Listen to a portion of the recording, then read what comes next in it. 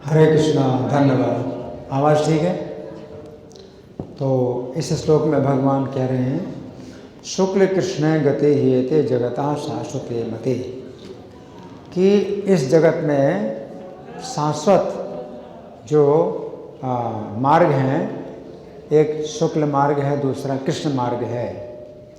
एक या याति अनावृत्तिम, तो एक से तो अनावृत्ति होती है। एक का मतलब शुक्ल गति, शुक्ल गति से क्या होती है? अनावृत्ति। अनावृत्ति का मतलब वापस नहीं आना पड़ता। अन्य आवर्तते पुनः, और अन्य के द्वारा, अन्य का मतलब कृष्ण गति के द्वारा। तो कृष्ण गति के द्वारा क्या होता है? आवर्तते पुनः, फिर से आना पड़ता है। लेकिन ये दोनों गतियाँ बड़ी सुरक्षित हैं। एक तो अनन्य भक्ति है। अनन्य भक्ति का मार्ग तो सबसे श्रेष्ठ है। श्लोक संख्या 14 में भगवान ने क्या कहा? अनन्य भक्ति है। भगवान कहते हैं कि ये तो कैसा श्लोक है? श्लोक संख्या 14 है? अनन्य चेता, अनन्य चेता सततम जो माम स्मरति नित्य सहा, जो नित्य अनन्य भाव से मेरा स्मरण करता है, तस्याहम सुलभा पार्थ, उसके लिए मैं सुलभ हूँ। कि नित्य युक्त से योगिना, क्यों? वो योगी ऐसा है जो नित्य युक्त है। तो अगर वो नित्य युक्त है, यानी युक्त का मतलब जुड़ा हुआ, वो जुड़ा हुआ किससे जुड़ा हुआ है? मुझसे जुड़ा हुआ है। भगवान कहते हैं मुझसे जुड़ा हुआ है, यानी श्री कृष्ण से जुड़ा हुआ है। तो नित्य युक्त से योगिना है ना। तो ऐसे योगी जो है भगवान के हमेशा साथ रहते हैं, या भगवान उनके साथ रहते हैं, तो उनको कभी भी शरीर छोटे तो उनको जो है परम गति सुलभ है। कभी भी शरीर छोटे छोटे, तो जैसे प्रभुपाद है ना, तो प्रभुपाद जो है कृष्ण के अनन्य भक्त हैं।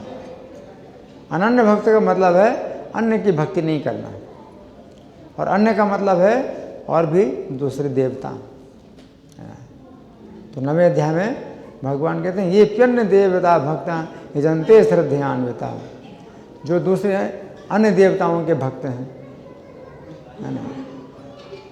तो एक तो भगवान अनन्य भक्ति की बात करते हैं कि मेरे अनन्य भक्त होते हैं, और दूसरे होते हैं जो देवताओं के भक्त हैं, अन्य देवताओं के भक्त हैं। ये प्यन्य देवता भक्ता यजन्ते श्रद्धयान्विता, तो अन्य देवताओं के भक्त हैं और वो पूजा करते हैं उन देवताओं की श्रद्धा पूर्वक। तो श्रद्धा पूर्वक पूजा करते हैं, इसका मतलब है कि उन्हीं देवता को सर्वोच्च मानते हैं। कोई शिव जी की भक्ति करता है, शिव जी को सर्वोच्च मानता है।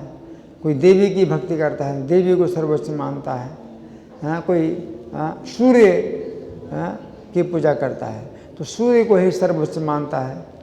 तो इस तरह से अलग अलग जो है अन्य देवताओं के भक्त होते हैं, तो वो श्रद्धा पूर्वक उनकी पूजा करते हैं। ते भी माम एव कौनते यजन्ते विधि पूर्वकम, तो वे भी मेरी ही पूजा कर रहे हैं, लेकिन अविधि पूर्वक कर रहे हैं। अविधि पूर्वक कर रहे हैं कि भगवान की पूजा की ये सही विधि नहीं है। कृष्ण कहते हैं कि मेरी पूजा की ये सही विधि नहीं है ना। यजन्ते अविधि पूर्वकम, इसका मतलब क्या है कि सही विधि ये है कि हम कृष्ण की ही भक्ति करें, अन्य की भक्ति ना करें। इसलिए अनन्य, अन्य मतलब अन्य की भक्ति नहीं करना है ना। जैसे एक श्लोक आता है ना राम रक्षा स्तोत्र में, माता रामो मत पिता रामचंद्र, स्वामी रामो मत सखा रामचंद्र, सर्वस्वम में रामचंद्रो दयालु, नान्यम जाने नैव जाने न जाने। तो ये अनन्य भाव है। अब कोई श्री राम के भक्त हैं, अनन्य भाव से वो श्री राम का भजन करते हैं, तो ये सही है। राम की भक्ति, कृष्ण की भक्ति, नरसिंह भगवान की भक्ति, नारायण की भक्ति, है ना, तो ये सब विष्णु तत्व हैं।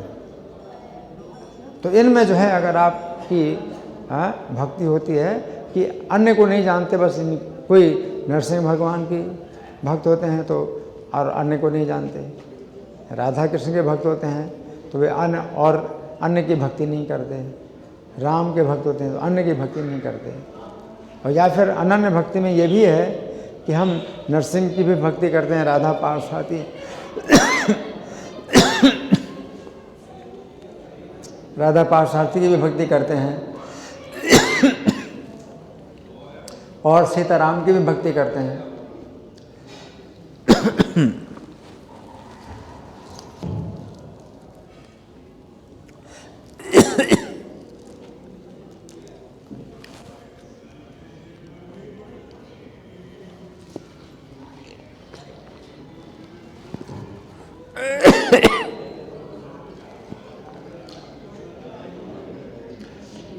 तो जैसे यहाँ पर हम देखते हैं कि सीताराम लक्ष्मण हनुमान भी हैं, राधा पार्वती में हैं और नरसिंह भगवान हैं, गौरनिताई हैं। तो हम इन सबकी भक्ति करते हैं, सबका दर्शन करते हैं, सबको प्रणाम करते हैं और सबका कीर्तन करते हैं। तो ये भी अनन्य भक्ति है, इसमें कोई अन्य नहीं है, अन्य की भक्ति नहीं है, क्योंकि सभी विष्णु तत्व हैं। भगवान के जितने अवतार हैं, जैसे मत्स्य अवतार की भी कोई भक्ति करें, वराह अवतार की भक्ति करें, कच्छप अवतार की कोई भक्ति करें, तो इसमें ये अन्य की भक्ति नहीं, यही अनन्य भक्ति है। तो इसमें कोई मतलब अंतर नहीं पड़ता है कि हम राम की भक्ति करते थे पहले, अब कृष्ण की भक्ति करने लगे, तो इसमें भी कोई दोष नहीं होता, वो अनन्य भक्ति ही है। लेकिन अगर देवताओं को, ब्रह्मा जी हैं, शिव हैं, सूर्य हैं, अगर इनकी भक्ति करते हैं तो फिर वो अन्य भक्ति कहलाती है। तो इस तरह से उसमें फिर जो है क्या होता है, अविधि पूर्वक हो जाती है।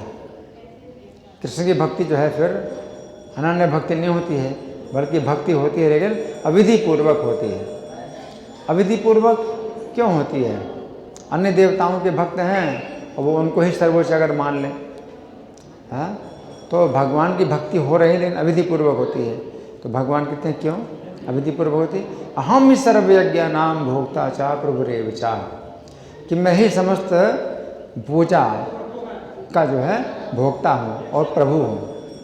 न तो माम अभिजानन्ति तत्त्वेनातश्च चवन्ति में चवन्ति थे, तो वे मुझको तत्व से नहीं जानते हैं इसलिए गिर जाते हैं। तत्व से जानना जरूरी है, कृष्ण के तत्व को जानना जरूरी है। अगर अन्य देवताओं की भक्ति आप करते हैं तो भक्ति नहीं होना चाहिए। पूजा कर सकते हैं, अन्य देवताओं की आप पूजा कर सकते हैं, लेकिन श्री कृष्ण को ही तत्व से जान करके कि श्री कृष्ण ही सर्वोच्च है। अगर अन्य देवताओं की आप पूजा करते हैं लेकिन कृष्ण को ही सर्वोच्च मान करके करते हैं, तो उसमें फिर भी रक्षा हो जाती है। लेकिन अगर जो है अन्य देवताओं को अगर सर्वोच्च मानते हैं तो फिर वो जो है अविधि पूर्वक हो जाता है। जैसे एक श्लोक में कहा गया है, यो वेत्ति यस्तु नारायणम देवम ब्रह्मरुद्रादि देवते समत्वेन वीक्षेते स पाखंडी भवे सदा।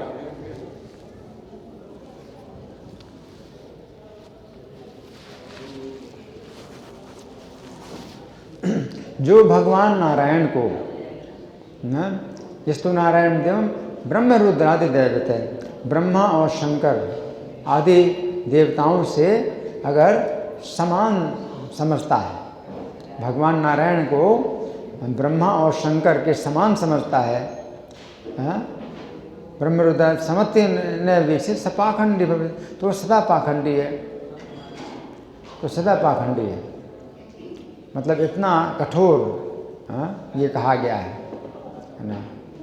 तो इसलिए कोई अगर शिव जी की पूजा करे तो इसी भाव से करे कि शिव जी आप मुझे श्री कृष्ण की अनन्य भक्ति प्रदान करिए, तो शिव जी प्रसन्न होंगे।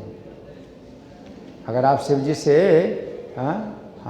शिव जी की भक्ति ना करके उनकी पूजा करते हैं और भक्ति मांगते हैं कृष्ण की, तो प्रसन्न होते हैं।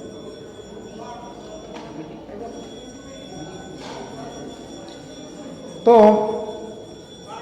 पूजा की जा सकती है दूसरे देवताओं की, इस भावना से पूजा कर सकते हैं आप कि मुझे राधा कृष्ण की अनन्य भक्ति दीजिए। नित्यानंद प्रभु भी तो नित्यानंद प्रभु से भी हम मांगते हैं अगर राधा कृष्ण की भक्ति, तो जो है वो सही है ना। तो ये जो है इसमें वो प्रसन्न होते हैं। अद्वैताचार्य से भी अगर हम भक्ति मांगते हैं, कृष्ण की भक्ति मांगते हैं, तो वो भी प्रसन्न होते हैं। श्रीवास पंडित से भी अगर हम कृष्ण की भक्ति मांगते हैं तो वो प्रसन्न होते हैं, तो सब प्रसन्न होते हैं। राम दरबार में हनुमान जी बैठे हुए हैं, तो हनुमान जी की भक्ति करने की आवश्यकता नहीं है। अगर कोई उनसे मांगे कि हमें सीताराम की भक्ति प्रदान कीजिए, तो वो भी प्रसन्न होंगे। लेकिन अगर कोई व्यक्ति भगवान के जो है छोड़ करके, भगवान को छोड़ करके अन्य देवताओं की भक्ति करे, तो उसमें बड़ा दोष है ना। तो यहाँ पर भगवान कह रहे हैं कि अनन्य भक्ति जो है सबसे श्रेष्ठ है, लेकिन अनन्य भक्ति अगर ना हो तो फिर दो प्रकार की गतियाँ श्रेष्ठ हैं, एक शुक्ल गति है, दूसरी कृष्ण गति है। लेकिन इन दोनों गतियों को प्राप्त करने के लिए हमें क्या करना होगा? ये योगी बनना पड़ेगा, योगी बनना पड़ेगा और पूर्ण ब्रह्मचर्य का पालन करना होगा, और ब्रह्मचर्य की शक्ति से प्राण को ऊपर चढ़ाने की जो है शक्ति प्राप्त करनी पड़ेगी। तो प्राणों को जो है ऊपर चढ़ाना पड़ता है।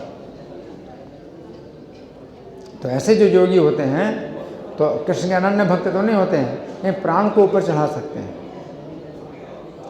जो पापी होते हैं तो प्राण को ऊपर नहीं चढ़ा पाते हैं, और प्राण जो है उनके कहाँ रहते हैं? नीचे रहते हैं, गुदा द्वार में रहते हैं प्राण।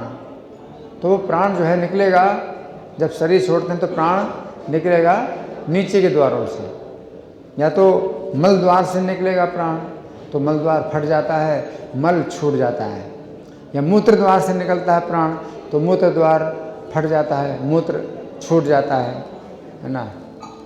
तो वो प्राण को ऊपर उठा नहीं सकते, लेकिन जो ब्रह्मचर्य का पालन करते हैं वो प्राण को ऊपर उठा पाते हैं। तो प्राण को ऊपर उठा करके अगर कोई व्यक्ति यहाँ तक ले आए शीर्ष भाग में, और फिर 13वें श्लोक में भगवान कहते हैं ओम इत्येकाक्षरम ब्रह्म, ओम का उच्चारण करे, ओम का उच्चारण करे, और उसके अर्थ है स्वरूप श्री कृष्ण का ध्यान करे, तो वो जो है परम गति प्राप्त करेगा। और परम गति प्राप्त करेगा तो ऊपर के लोकों में जाएगा, है ना। फिर उसके समय के अनुसार जो है अलग अलग देवताओं के द्वारा ले जाया जाता है। पहले दिन के देवता के द्वारा ले जाया जाएगा, और दिन का देवता है वो शुक्ल पक्ष की जो 15 दिन का देवता होता है उसके पास जाता है, और शुक्ल पक्ष के 15 दिन का जो देवता है वो उसको भेजता है उत्तरायण के 6 महीने के देवता के पास, तो वहाँ जाता है। उत्तरायण के 6 महीने का जो देवता है उसको सूर्य मार्ग से और आगे निकाल देता है। फिर वो ब्रह्मा जी के लोक में जाता है, और ब्रह्मा जी के लोक में वो ब्रह्मा जी की संगति करता है। तो ब्रह्मा जी की जब आयु पूरी होती है तो ब्रह्मा जी के साथ वो फिर भगवान के धाम में जाएगा। ये शुक्ल गति है।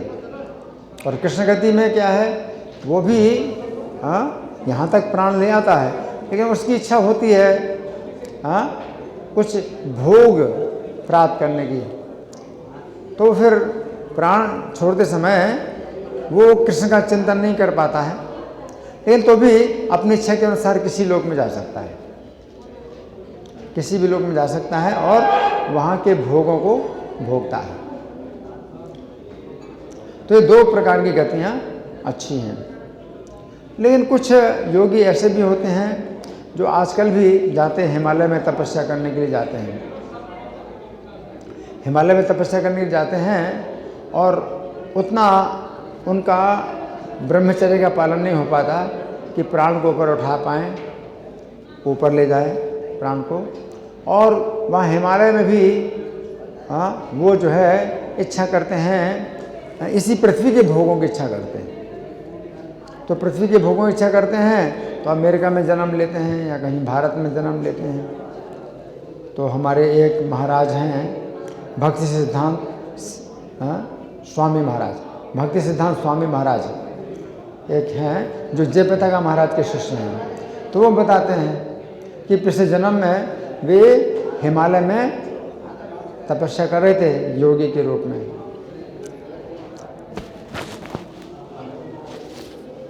योगी के रूप में हिमालय में तपस्या कर रहे थे। उनकी इच्छा हुई अमेरिका में जो है, जो अमेरिका के भोग हैं उनको भोगने की इच्छा हुई, अमेरिका में जन्म लिया उन्होंने। लेकिन चूँकि उनकी योग में श्रद्धा थी तो फिर किसी प्रकार से वे प्रभुपाद के आंदोलन में आ गए और अभी वो सन्यासी के रूप में हैं। लेकिन वो जो है उन्होंने तपस्या जरूर की, लेकिन पृथ्वी के भोगों को भोगने की इच्छा हुई। लेकिन ये जो कृष्ण मार्ग है उसमें जो योगी है वो पृथ्वी के भोगों को नहीं भोगना चाहते हैं, वो तो जो है ऊपर के लोगों को भोगना चाहते हैं।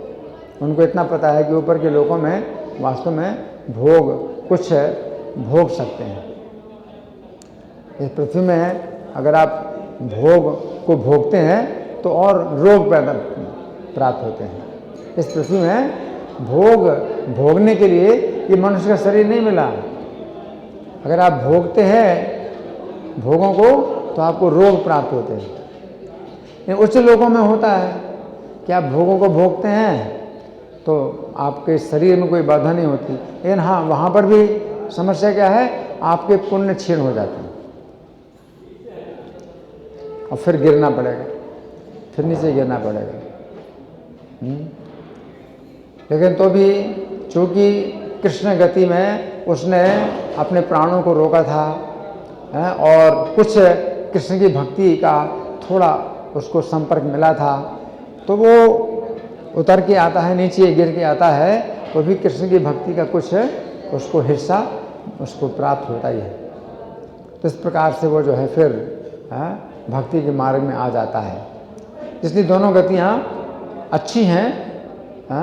एक शुक्ल गति है जो कि वापस नहीं आएगा और क्रम से ऊपर ऊपर जाते हुए ब्रह्मा जी के लोक में जाके फिर वहाँ से वैकुंठ धाम चला जाएगा। दूसरी कृष्ण गति है कि नीचे आएगा, नीचे आएगा तो मनुष्य लोक में जो है फिर भी उसकी रुचि जो है कुछ विरक्ति के मार्ग में बनी रहेगी और वो फिर जो है भोगों से विरक्त होकर के कृष्ण की भक्ति में आ जाता है ना।